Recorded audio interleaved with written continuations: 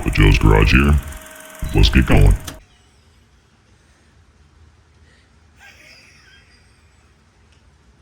I feel like I'm in high school talking in front of the class right now.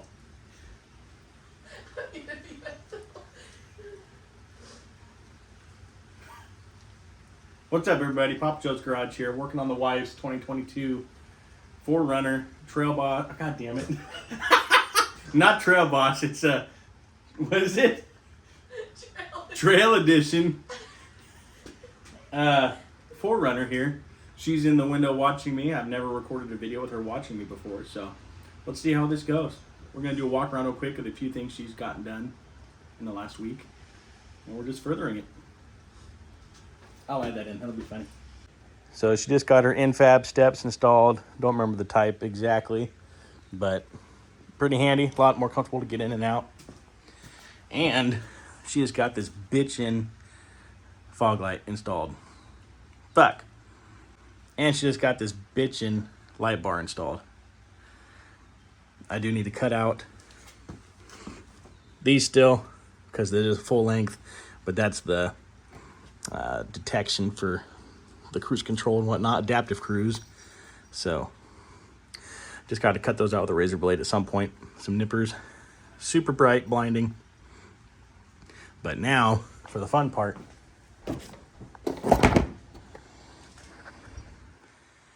Some of these gladiator lights, whatever they want to call them. So all you need to do to complete it, you need a 10 millimeter for the ground, some sort of tool to pop the rivets out to hold the shroud on over the radiator, but you can use your fingernails. I don't have any, so I'm going to be using a trim puller piece. Let's dig in. How's that so far? Huh? How's that so far? I can't even really hear you. You should open the window. No. So you got 9 of them all the way around. Push it down. If you can get your fingers under there, you can pull it up. I can't.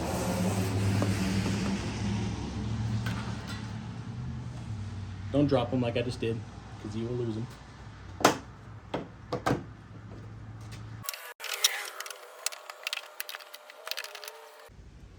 Voila. Oh, there's those up top. I didn't see these ones. There's 4 more up top. I didn't see those.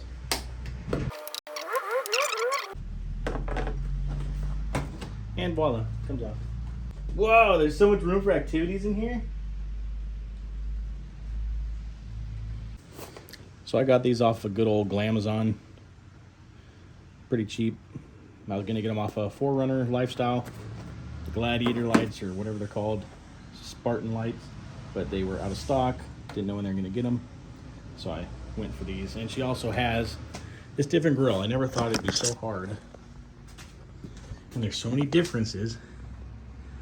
So this is the SR5 grill, supposedly, but the other SR5 grills I've seen also have these on them. This does not. And then there's the Pro grill that has just Toyota, solid black, no emblem. Completely different. I don't know why there are so many options for the grill on this damn car. So it made it very difficult to find legs. But I found them, so here we go. So these can really only go in one way, because the middle ones have a cutout to go around the emblem. So it's just trial and error. And dropping them inside the engine bay. Now it does have to go on the top grill. Push that through. Line up the clips.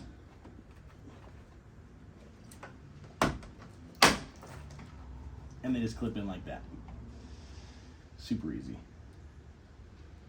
And it's not really going to affect airflow of anything because it's not being directly directed to the radiator.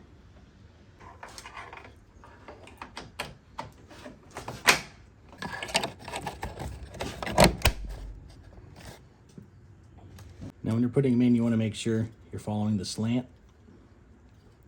Plus they have these little tabs so you can see that they line up, but it won't be able to go in the wrong way.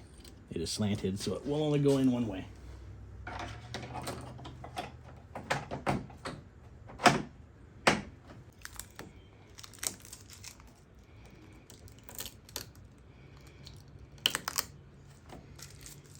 They really thought of it all with this kit. So the little pigtail either comes with a small fuse adapter or a big fuse adapter, depending where you want to plug it into the fuse box. So that's pretty cool. So I'll keep the big one because I think most of them are small on this car. Sweet. Alrighty.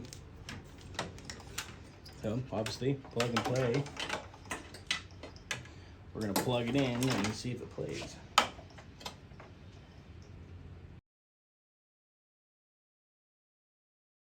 I'm gonna pull through as little as possible,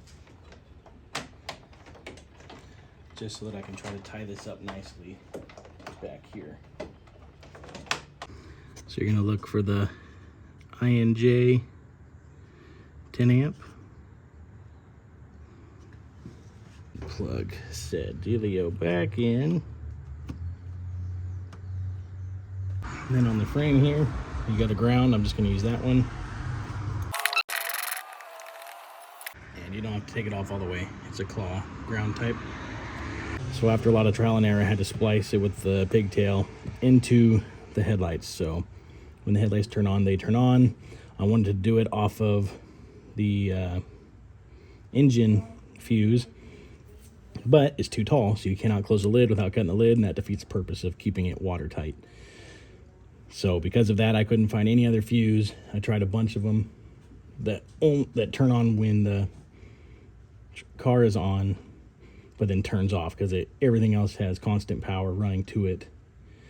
So I had to compromise for the headlights, which sucks. I wanted to have it so they're on even if the headlights were off, but as it stands, that is not an option unless there was some sort of different pigtail, but this sits really close to the top, almost flush. So I don't think there's really a way around it, at least with this fuse box that they have in here.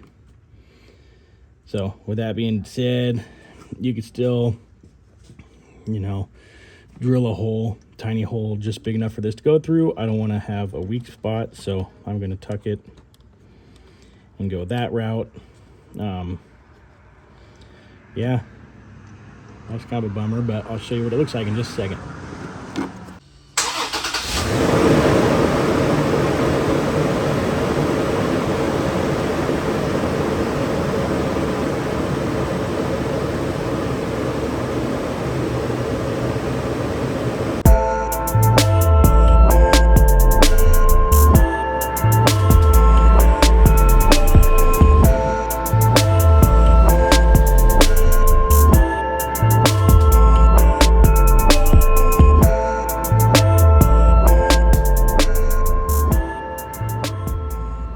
I love you. I'll see you tonight. Hope your day's going good. Love you. Bye.